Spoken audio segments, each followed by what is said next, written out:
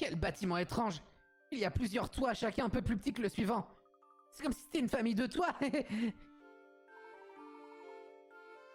fais pitié, Luc. Ce type d'architecture est développé après ton époque. Quoi? Ce type d'architecture s'est développé après ton époque? Il est en train de lui mentir. Il y a 1000 ans, tu vas en Chine, les bâtiments, ils ressemblent à ça. Genre, ce genre d'architecture là, la pagode qu'on voit là, ça s'est développé après l'époque de Luc.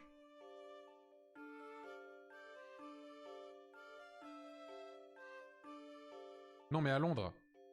À l'époque de Luc... Tu vas me faire croire. Tu vas me faire croire qu'à l'époque de Luc... Moi, je suis déjà allé à Londres. À côté de Leicester Square. Il y a un quartier chinois.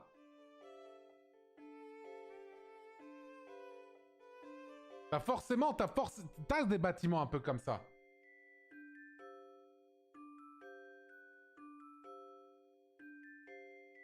Oui, il y a des pagodes à Paris dans notre époque, tout à fait.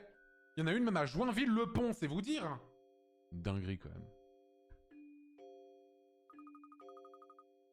Ah, c'est sûrement pour cela que ce bâtiment me semble un peu bizarre. D'ailleurs, tes remarques... Pardon, pas du tout. D'ailleurs, tes remarques sur ces toits me semblent former une famille qui me rappelle une énigme. Tu voudrais l'écouter? Non, merci. Oui, allons-y alors. 10 frères et sœurs vivent ensemble. Imagine que tu es le 8e de la famille, Luc. L'aîné des filles est la petite sœur du 2e fille et la grande sœur du 3e fils.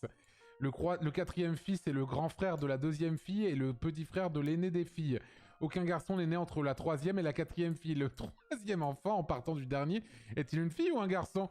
Quoi, mais je ne peux pas le deviner. C'était Luc qui a trouvé la bonne réponse. Bon. Eh bien, c'est de la merde. Alors, attends. L'aîné des filles est la petite... Alors, attends. Note. Alors, je suis désolé. Voilà, on va mettre... voilà. Alors, je sais que ça va vous choquer, hein, bien sûr, mais voilà. Voilà, vous êtes... Voilà, voilà, vous êtes... Alors, attends. L'aînée des filles, on va dire que c'est elle, est la petite sœur du 2e fils. Donc, il y a au moins 2 fils avant elle. 2 fils avant elle. Le 3e fils... Attends. Et la petite sœur du 2e fils et la grande sœur du 3e fils. Oui. Et sauf que ça veut pas dire qu'il n'y ait pas une fille quand même là. Mais bon, on va quand même mettre ça là. Le 4e fils... Et lui... est... le grand frère de la 2e fille. Très bien, donc il n'y a pas de fille. Là. Et le petit frère de l'aîné des filles. Oui. Très bien. Aucun garçon n'est né entre... Attends.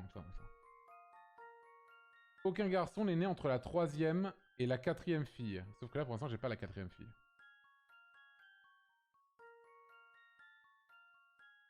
Attends.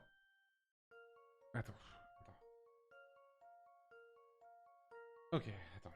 Ah mais attends, si. Attends, 1, 2, 3, 4, 5, 6. 7, 8. Là, on sait que c'est Luc. Et ils disent...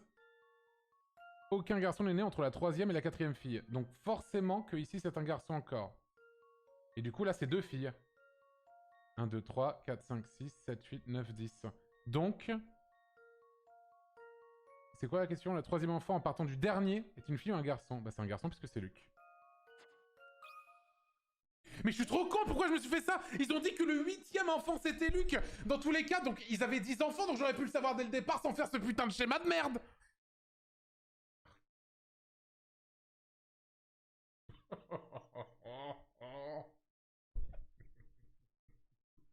Oh, 2000! Énorme. Tout le monde offre 2000 bits sur la chaîne, merci beaucoup à toutes. Bonne réponse, c'est un garçon. On a dit à Luc, imagine que tu es le 8e de la famille. La question concerne le 3e enfant en partant du dernier. En d'autres termes, le 8e de la famille.